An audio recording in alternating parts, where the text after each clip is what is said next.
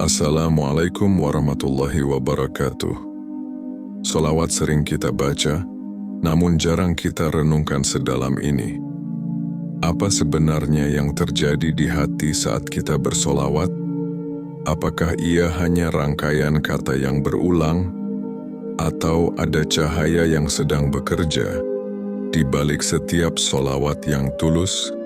Para ulama dan wali memahami solawat bukan sekadar amalan lisan, tetapi jalan adab dan cinta yang menghubungkan hati seorang hamba kepada cahaya petunjuk yang Allah turunkan melalui Rasul-Nya. Cahaya itu sering disebut sebagai Nur Muhammad, bukan untuk disembah, bukan untuk diagungkan melampaui tauhid, melainkan untuk dipahami sebagai cahaya hidayah yang menuntun hati kembali kepada Allah. Dalam pembahasan ini, kita tidak diajak mengejar pengalaman mistis, tidak pula memburu sensasi ruhani.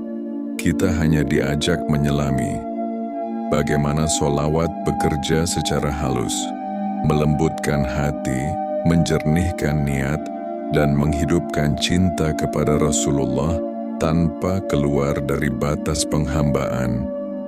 Semoga dari sini solawat yang kita baca tidak hanya terdengar di lisan, tetapi benar-benar menyala di hati, menuntun akhlak, dan mendekatkan kita kepada Allah melalui cahaya petunjuknya. Solawat bukan sekadar pujian, tapi jalur adab menuju cahaya. Banyak orang membaca solawat sebagai kewajiban lisan atau rutinitas amalan, padahal para wali dan ulama ruhani memahami solawat sebagai jalan adab yang sangat halus, namun sangat menentukan keadaan hati. Solawat bukan pertama-tama soal banyaknya bacaan, tetapi bagaimana hati menempatkan Rasulullah dalam kesadaran kita. Rasulullah tidak pernah meminta dipuja, apalagi disembah. Yang beliau ajarkan adalah bagaimana manusia mengenal Allah melalui jalan yang paling lurus.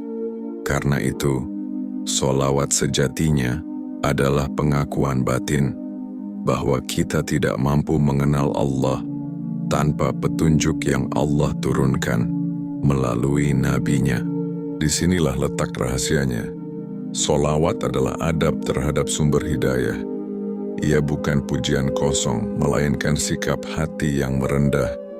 Ya Allah, aku lemah, aku butuh petunjuk-Mu melalui Rasul-Mu. Sikap inilah yang membuka hati untuk menerima cahaya petunjuk. Ketika para ulama tasawuf berbicara tentang Nur Muhammad, mereka tidak sedang mengajarkan keyakinan baru dan tidak pernah memisahkan cahaya itu dari Allah. Yang mereka maksud adalah Allah menciptakan cahaya petunjuk dan cahaya itu disampaikan kepada manusia melalui pribadi Rasulullah dalam bentuk wahyu, akhlak, dan teladan hidup. Maka menghubungkan diri dengan Nur Muhammad bukan berarti mencari cahaya gaib, bukan pula mengklaim pengalaman istimewa.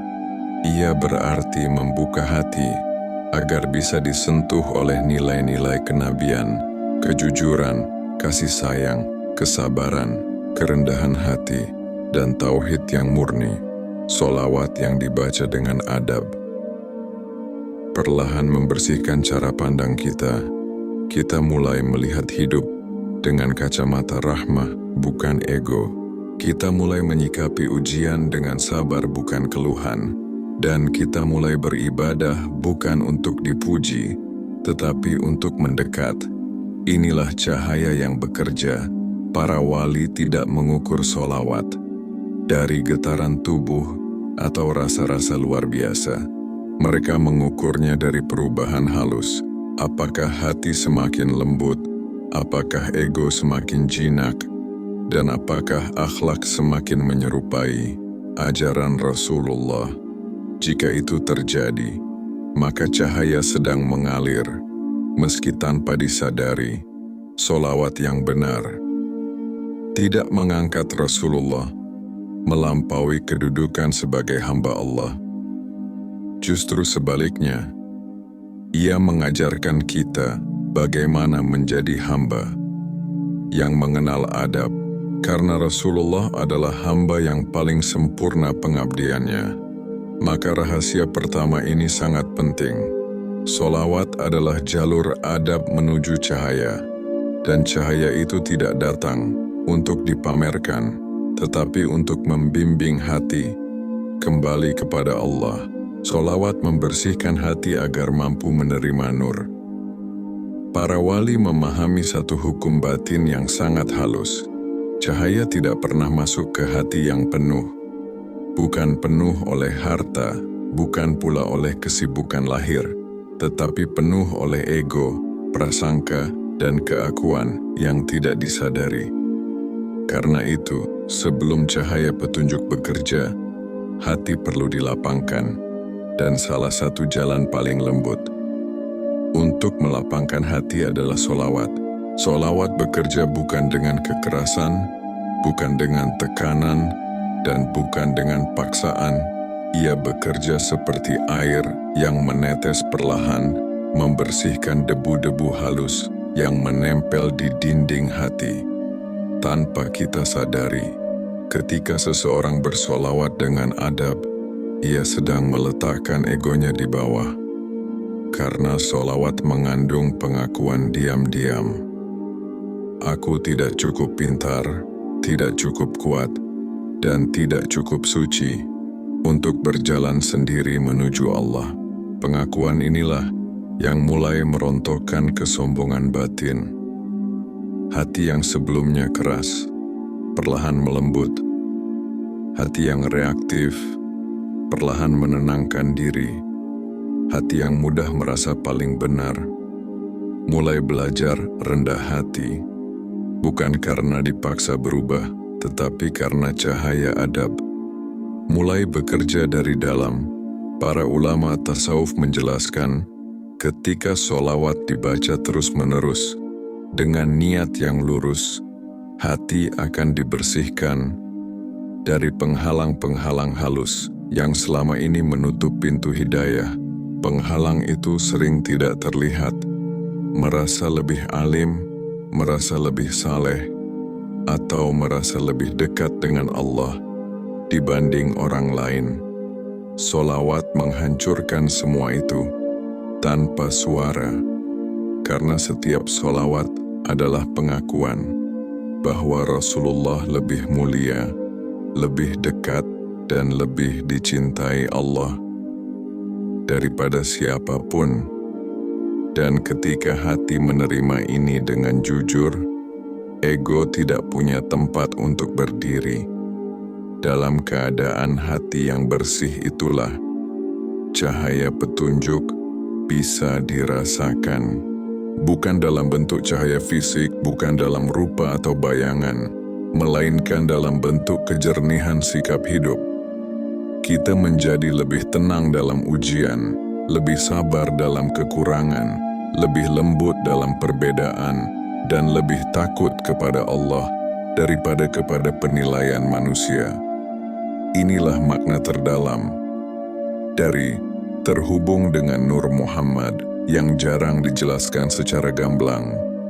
Bukan pengalaman gaib, bukan penglihatan istimewa, tetapi hati yang mulai bercahaya oleh akhlak Nabi. Para wali sangat berhati-hati dalam membicarakan hal ini, karena jika salah niat, pembahasan tentang nur bisa menggeser tauhid. Maka mereka selalu menegaskan, cahaya itu bukan milik Nabi, tetapi milik Allah yang Allah sampaikan melalui nabinya. Sholawat yang benar tidak membuat kita sibuk mencari cahaya, tetapi membuat kita sibuk membersihkan hati. Dan ketika hati bersih, Allah sendiri yang menyalakan cahayanya sesuai kadar yang Dia kehendaki. Inilah rahasia kedua, sholawat membersihkan hati agar layak disentuh oleh cahaya petunjuk, bukan untuk membanggakan diri, tetapi untuk memperhalus penghambaan, menghubungkan diri ke Nur Muhammad. Bukan pengalaman mistis tapi peneladanan batin. Salah satu kesalahpahaman paling halus dalam pembahasan sholawat dan Nur Muhammad adalah ketika manusia mengira bahwa terhubung berarti merasakan sesuatu yang luar biasa. Padahal para wali justru paling takut jika hati sibuk mengejar rasa, cahaya, atau pengalaman batin, karena disitulah ego rohani sering bersembunyi. Para ulama tasawuf menjelaskan dengan sangat tenang, Nur Muhammad tidak dicari tapi diikuti.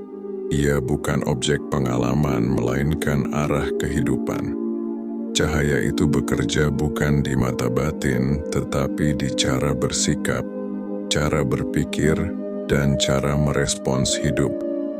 Ketika seseorang memperbanyak sholawat dengan adab, perlahan terjadi perubahan yang hampir tidak terasa. Ia menjadi lebih sabar. Tanpa merasa sedang melatih kesabaran, ia menjadi lebih lembut. Tanpa berniat terlihat lembut. Ia lebih mudah memaafkan, tanpa merasa dirinya lebih baik. Inilah tanda cahaya bekerja.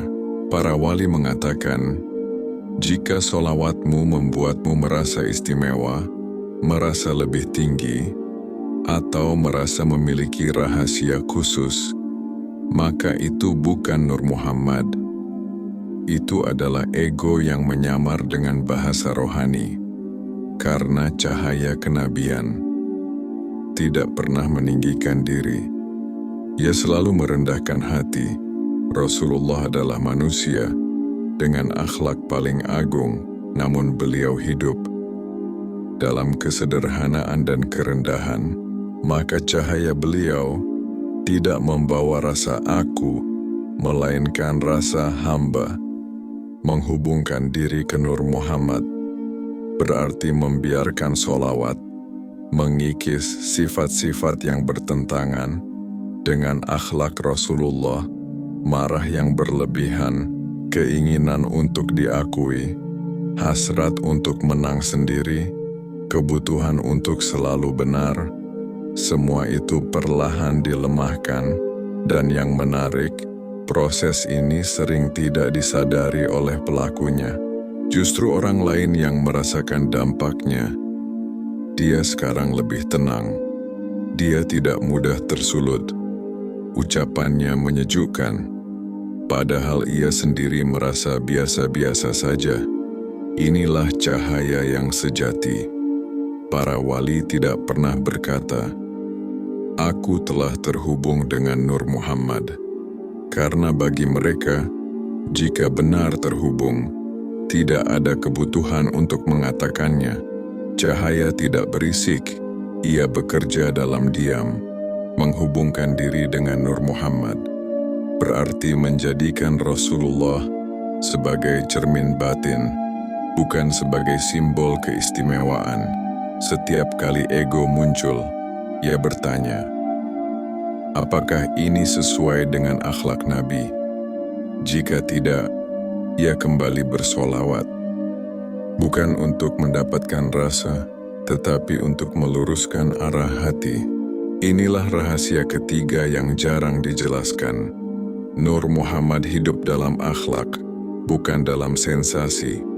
Ia menyala dalam kesabaran, dalam adab, dalam kejujuran, dan dalam penghambaan yang tenang. Setelah kita menapaki pembahasan tentang rahasia sholawat yang jarang dijelaskan, kita sampai pada satu kesimpulan yang lembut namun tegas. Sholawat bukan jalan mencari keistimewaan, tetapi jalan menata penghambaan. Sholawat tidak mengajak kita mengejar cahaya, rasa, atau pengalaman ruhani. Justru sebaliknya, ia mengajak kita melepaskan ego, menundukkan hati, dan belajar adab di hadapan Allah. Melalui Rasul-Nya, ketika para wali berbicara tentang Nur Muhammad, yang mereka maksud bukanlah cahaya untuk dipandang, tetapi petunjuk untuk diikuti. Cahaya itu hadir dalam akhlak Rasulullah, dalam kelembutan sikap beliau, dalam kesabaran beliau menghadapi manusia, dan dalam tauhid beliau yang murni, tanpa bergantung pada apapun selain Allah. Maka solawat yang benar tidak membuat kita merasa lebih tinggi, tidak pula merasa lebih dekat dibanding orang lain. Justru solawat membuat kita sadar betapa jauhnya kita dari akhlak Nabi, betapa lemahnya kita sebagai hamba, dan betapa besarnya rahmat Allah yang masih membuka pintu kembali jika solawat semakin sering dibaca. Namun hati semakin lembut, ego semakin jinak, dan lisan semakin terjaga. Itulah tanda solawat bekerja. Dan jika solawat menjadikan kita lebih sabar dalam ujian, lebih lapang dalam perbedaan, dan lebih takut menyakiti sesama, itulah tanda cahaya petunjuk menyentuh hati. Para wali tidak meninggalkan pesan agar kita banyak membicarakan solawat, tetapi agar kita hidup di dalam adab solawat. Karena solawat bukan hanya bacaan, melainkan jalan pulang. Pulang dari ego menuju penghambaan, pulang dari kebingungan menuju ketenangan, dan pulang dari diri menuju Allah. Semoga solawat yang kita baca tidak berhenti di lisan, tetapi menetes ke hati, mengalir ke akhlak, dan menuntun hidup kita, agar semakin lurus di jalan tauhid, karena pada akhirnya cahaya sejati bukan yang terlihat oleh mata, melainkan yang menuntun hati untuk tetap sujud. Wa sallallahu ala sayyidina Muhammad wa ala alihi wa sahbihi ajma'in. Wallahu a'lam.